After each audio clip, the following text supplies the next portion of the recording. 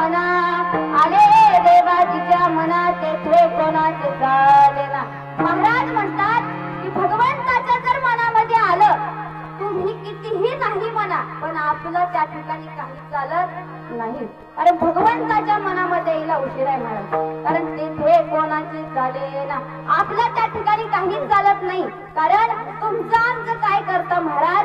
हरिश्चंद्र राजा होता त्याला देखील साक्षात एवढं राज्य सोडून डोंबाच्या घरी पाणी वाहावं लागलं. महाराज म्हणतात हरिश्चंद्र तारा राणी वाहे डोंबा घरी पाणी. काय त्यांना देखील डोंबाच्या घरी जाऊन पाणी व्हावं लागलं. यामध्ये नवल नाही तर साक्षात पांडवांना देखील एवढं राज्य असून वनवासाला जावं लागलं. महाराज म्हणतात पांडवांचा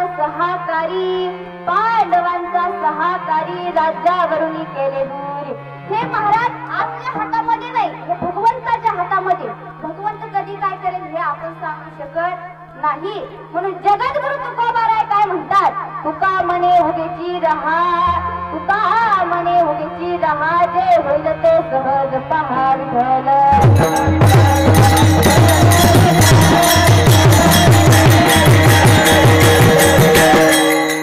बघा आपल्याला कीर्तनाकडे वळायचं आहे परंतु माझी तुम्हाला विनंती आहे की मध्ये मध्ये विठ्ठल विठ्ठल असा गजर होईल तेव्हा हाताने टाळी आणि मुखाने नामस्मरण करायचं.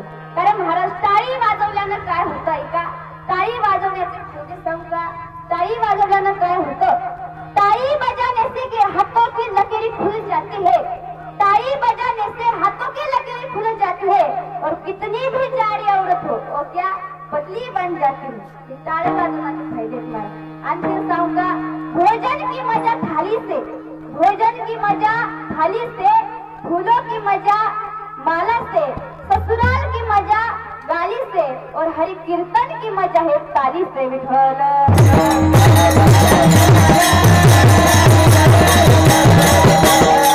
म्हणून टाळी वाजवायची. बघा कार्यक्रम कशा निमित्त आहे. कार्यक्रम वर्ष श्राद्धा निमित्त आहे. वर्ष श्राद्ध का करायचं महाराज का करतात वर्ष श्राद्ध होय का. बघा आपल्याकडे माणूस मेल्याच्या नंतर 3 प्रकारच्या विधी करतात. 3 प्रकारच्या विधी करतात.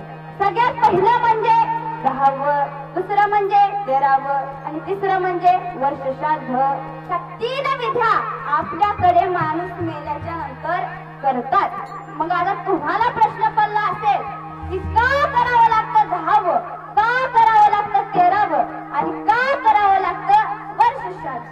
आता हे तुम्हाला प्रश्न पडला असेल पण बघा आपल्या हिंदू धर्मामध्ये किती संस्कार सांगितले हो. किती संस्कार सांगितले. 16 संस्कार सांगितले. मग 16 संस्कार आपल्या जीवावर होतात का नाही महाराज होत नाही. पण ह्या 16 पैकी 3 संस्कार मात्र आपल्या जीवावर हमखास होतात. बघा जीव जन्माला आला या जीवावर सर्वात प्रथम होणारा संस्कार म्हणजे तुम्ही ते बसलेले मातृवर्ग आहेत पितृवर्ग आहेत. आमचे गायक मंडळी आहेत मृदुंगाचार्य आहेत हार्मोनियम वादक आहेत सगळे मंडळी आहेत. म्हणजे तुम्हाला बसलेल्यांना काही ना काही नाव आहे ना. म्हणजे जीवावर सर्वात प्रथम होणारा संस्कार म्हणजे कोणता तो नामकरण संस्कार. आता जीवावर दुसरा होणारा संस्कार तो म्हणजे अग्नीच्या साक्षीने होतो. कशाच्या अग्नीच्या साक्षीने होतो. बघा तो म्हणजे विवाह संस्कार. आणि या जीवावर तिसरा आणि शेवटचा होणारा संस्कार तो म्हणजे अंतिम संस्कार. बघा 16 मधून 3 गेले किती उरले 13. म्हणून या जीवाचा करावा लागतो 13वा विठ्ठल.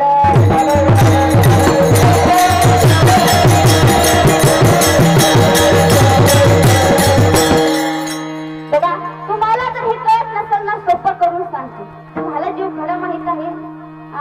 माणूस मेल्याच्या नंतर जे आपण त्याच्या प्रेताजवळ मडकं नेतो ना महाराज ते प्रेताजवळ मडकं फोडायला जो दगड वापरतो त्याला जीव खडा म्हणतात. बघा हा जीव खडा काय करायचा असतो. हा जीव खडा एका नवीन कपड्यामध्ये बांधायचा असतो आणि 13 दिवस आपल्या घरामध्ये ठेवायचा असतो.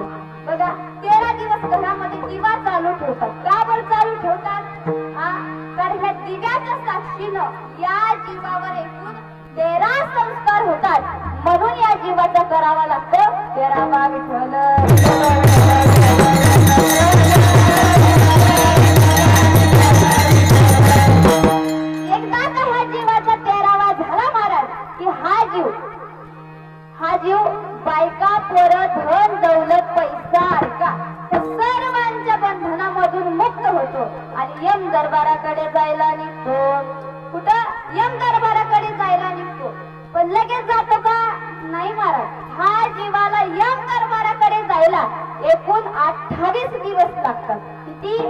28 दिवस लागतात.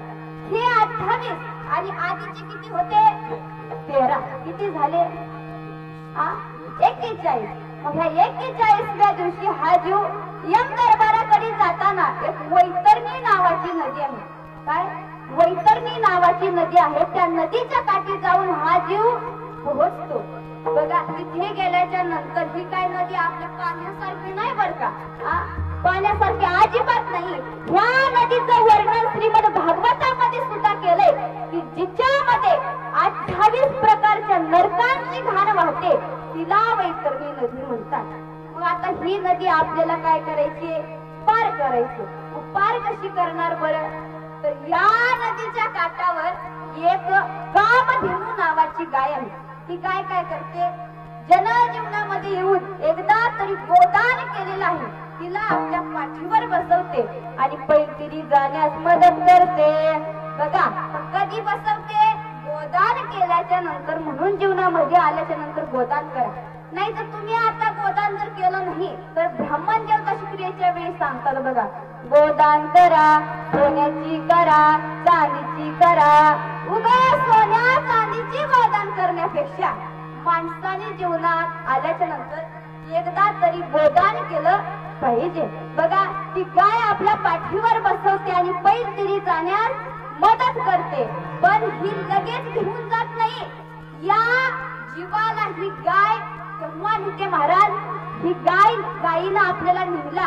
या जीवाला एकूण 59 दिवस लागतात. किती? 59 दिवस लागतात. आधीचे 41 आणि आताचे 59. किती झाले? 100 झाले. मग या 100व्या दिवशी हा जीव काय होतो? यम दरबारामध्ये जाऊन पोहोचतो. आता यम दरबारामध्ये गेल्याच्या नंतर त्याच्या कर्माचं काहीतरी करावं लागतं. मग त्या ठिकाणी वकील लावला जातो.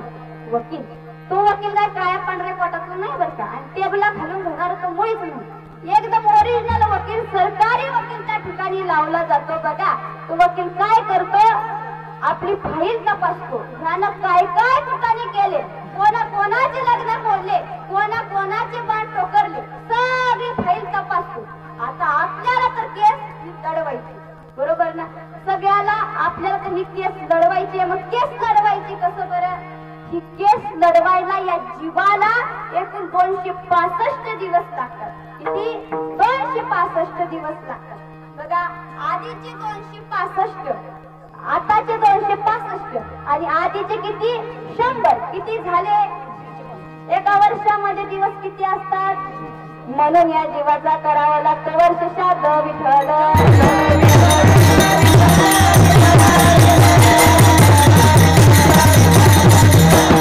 बघा, ह्याला शास्त्रामध्ये आणखीन एक नाव आहे. काय नाव आहे? पुण्यस्मरण. का बरं म्हणतात बरं पुण्यस्मरण?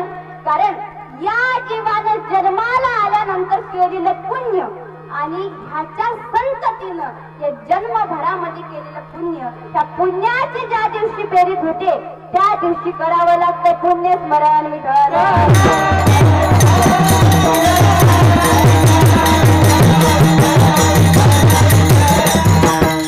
बघा, आपल्याकडे महिन्याची चित्र घालतात ना, घालतात ना महिन्याची मासिक. का बरं घालतात बरं? कोणाला माहित आहे का इथं? माहित आहे का? ऐका, का बरं घालतात महिन्याचे मासिक? बघा, आपण काय करतो? एक मेलेली व्यक्ती असते त्याच्या नावानं काय करतो? एक व्यक्ती घरामध्ये जीव घालतो, बरोबर ना? एक व्यक्ती घरामध्ये जीव घालतो. तो प्रश्न इथं असा उभा राहतो, आम्ही या ठिकाणी खाली जीव घालायचं पण वर त्यांचं पोट कसं भरायचं? बरोबर ना? इथं जीव घालायचं वर त्यांचं पोट कसं भरायचं? ही एक महाराज बघा कसं पोट भरतं. मी तुम्हाला चालतं बोलतं उदाहरण सांगेन. सगळ्यांकडे मोबाईल आहे. आता काय मोबाईल शिवाय दुनिया राहिली नाही महाराज. प्रत्येकाजवळ मोबाईल आहे. बघा, त्या मोबाईल मध्ये वेगवेगळ्या प्रकारचे ऍप आहेत. जसं की व्हॉट्सअप, फेसबुक, इंस्टाग्राम अशा वेगवेगळ्या प्रकारच्या ऍप आहेत. तसं त्या मोबाईल मध्ये ना एक फोन पे नावाचं ऍप आहे.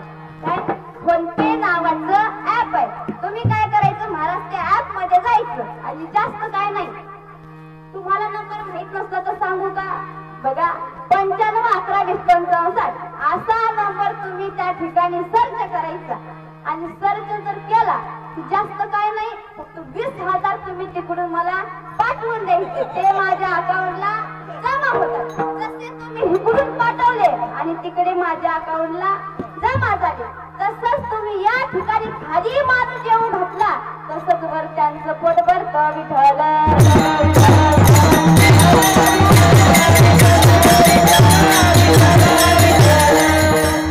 आणि जेवण जर नाही घातलं महाराज तर त्यांना उपाशी राहावं लागतं. बघा, महाभारतातील फेमस कॅरेक्टर कोण होता?